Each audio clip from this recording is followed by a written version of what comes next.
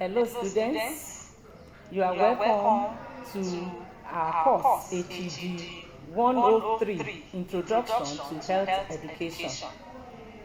I am Dr. Gloria Aneto, your facilitator for this course. Today, Saturday, the 10th of April, we are going to have our very first lesson, and it will be on the various scopes of health education and historical perspective. So this very first course is going to be very interesting, telling us all the areas health education covers and the history behind the beginning of health education. It promises to be an exciting one. We are going to have a nice time together. So let's go to class. Hello students.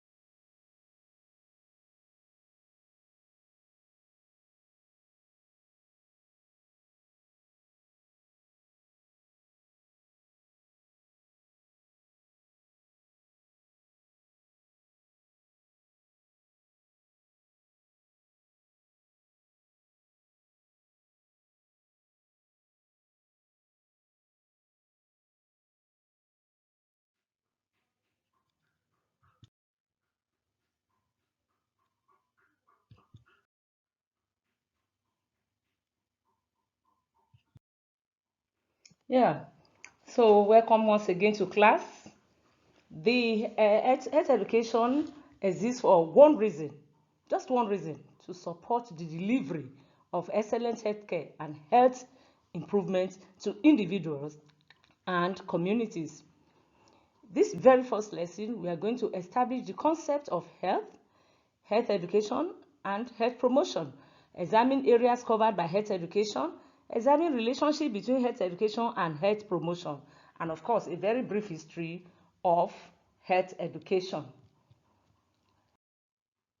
Objectives to be attained at the end of this course, at the end of this class, the students should be able to explain the concept of health education and health education, explain the scope of health education, narrate succinctly the historical perspective of health education with relevant dates, and be able to at least identify 5 areas covered by health education.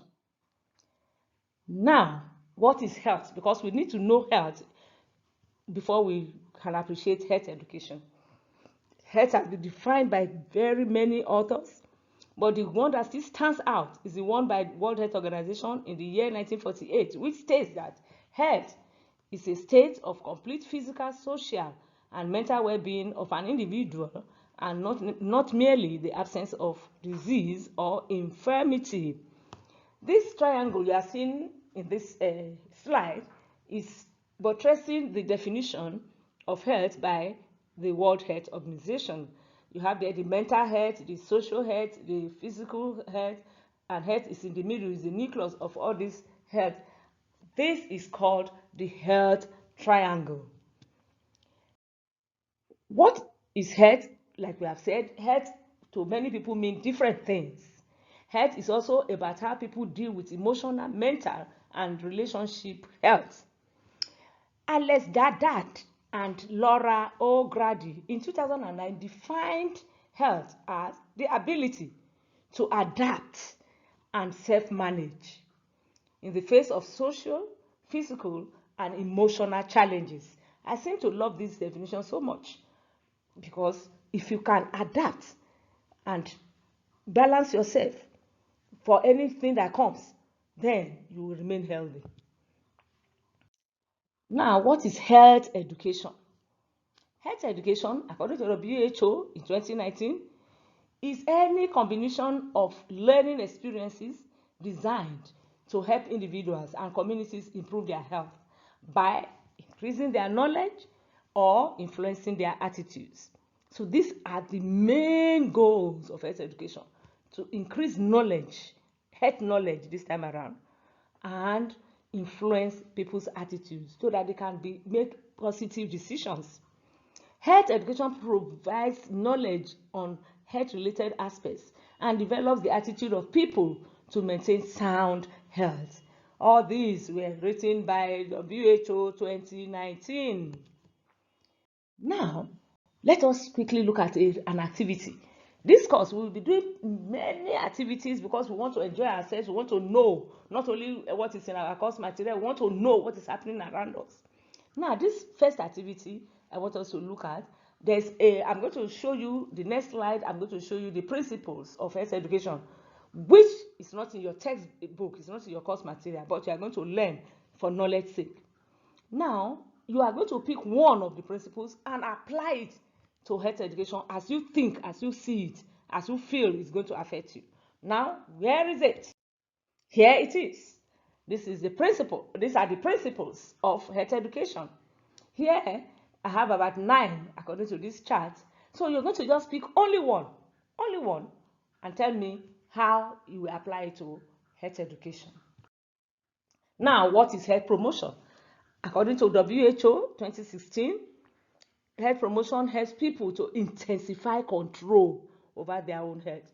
So that is the main thing. The health education gives information, knowledge, and try to change people's attitude.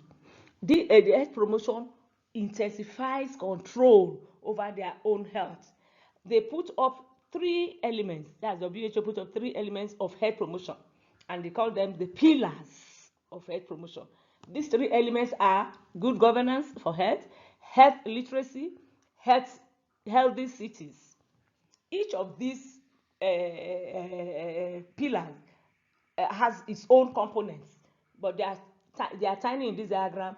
I will encourage you to look for it in your books and internet and try to read it, because this was treated in your textbook, in your course material. Now, I just want to do a little bit of comparison between health education and health promotion. Health education, like we have heard, it's to give knowledge, concerned with the communication of information, giving information, fostering the motivation, skills, and confidence necessary to take action to improve health. When they give you all those things, they motivate you, give you the skills, give you knowledge, give you information, then you can improve your health. Health promotion, on the other hand, is a process of enabling people to increase control. You know, we said so before in the last slide. Increase control over the determinants of health. These are the things you must look out for. Everything cannot be given to you here. You go and browse and say, what are these determinants that this health promotion is having control over? So you look for them. That is learning. That is learning. Whitehead 2004 described health education as activities that seek to inform the individual on the nature and causes of health and illness, and that individuals' personal level of risk associated with their lifestyle behavior. So now it gives you information on what can make you healthy and what can make you sick. In a nutshell, that is what Whitehead is saying. McIntosh says health promotion involves social, economic, and political change to ensure the environment is conducive to health. So health promotion is mainly concerned with the environment. What is in the environment that we can remove or that we can put right to also be healthy? So by and large, you can see the two of them. There's a kind of synergy there. They are doing the same thing, complementing each other. Like I said, that there are two sides of a coin. And then health education seeks to motivate. That is one point you must not forget. As a health educator, you must motivate people. You have to motivate people, and you must give them good example. Now, what are the areas covered by health education? There are so many, but I just put only a few here. Only a few for you to just ponder on. The list is inexhaustible. Health education is involved in healthy school environment, school health services, health promotion, counseling, mental health, food and nutrition, and certain common diseases in their prevention and control. So you read more about them, but like I said, in the objective, you must at least, anybody calls you and says, Angela, What the areas health education covers? At least you must be able to mention 5. Historical perspectives of health education. Well, health education has always been in existence. There is really no particular time it came that it's now that it came. No, but it's always been on. It's as old as man itself. But historically, some people believe that this was in the 19th century, but it actually became a distinct discipline in the 1940s. That is in the neighborhood of 70 something years. That's when it became a distinct discipline that we are now reading it to say we are now professionals of health education. Health education has existed for 2 centuries. It became that a distinct discipline, just like repeating the second point there. So let's go. Now, the health education was really very much appreciated in 1978 when there was this declaration of Alma Ata about public health in Kazakhstan. Their health education was put forward as the key to be able to achieve primary health care, and it was recognized as a major tool. So health education has become very much noticed and getting more involved since that time. And the United States Department of Health and Human Services reported that health education in the United States, for example, because the United States, it's always the one everyone looks onto. The United States dates back to the 1798. That's 3 centuries, almost 3 centuries ago, when a federal network of hospitals was established to assist ill seamen. The seamen, the story, you can look for it, they were sick, they were having a kind of choleric gastro, we call it. They were sick, and the environment and the food they were eating was really the principal, was really the main cause of the illness. But with health education, they were able to educate the people on hygiene, which stopped killing them. They were dying in masses, but with health education, the people started to survive. In the 21st century, health education and health promotion were used interchangeably. Say, I'm a health educator, I'm a health promoter. You are used interchangeably. But it was later part of this 21st century that this division actually came in, that people now say, no, health promotion is subsuming health education. It has an overarching concept that includes health education. Fine. But like we read just now, health education does health promotion does health education. So they are two of the same kind. One of the main bodies promoting health education in Africa is worthy of mention here, and that is African Regional Health Education Center, which was formed 45 years ago in 1975. Sorry, that should now be 46 years actually, 46 years ago. And it is nice to know that we have a center, a branch of it in UCH Ibadan.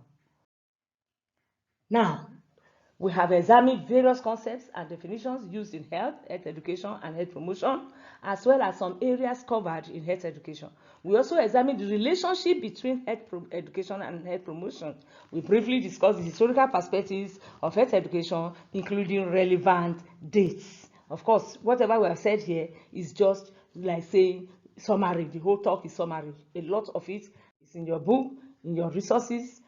Now, let me quickly ask you, if you have questions or areas of clarification, please use your chat box to send these messages so that we can all share and answer the questions. What next? Yes, what next? You must go back to your virtual learning environment to go and read all the resources that have been posted there. And on Sunday, you join in the group discussion and have interactive session with your mates so that you have better and broader understanding of the topic. Now, before we go, there's another activity. I told you we'll be having many. Activity 2. Now, today is your first day in class. In 200 words, write your first day in class. Tell me whatever you want to tell me about your first day in class, and submit it on Monday, 12th April by 7 p.m. See you next class. Thank you. Have a blessed day.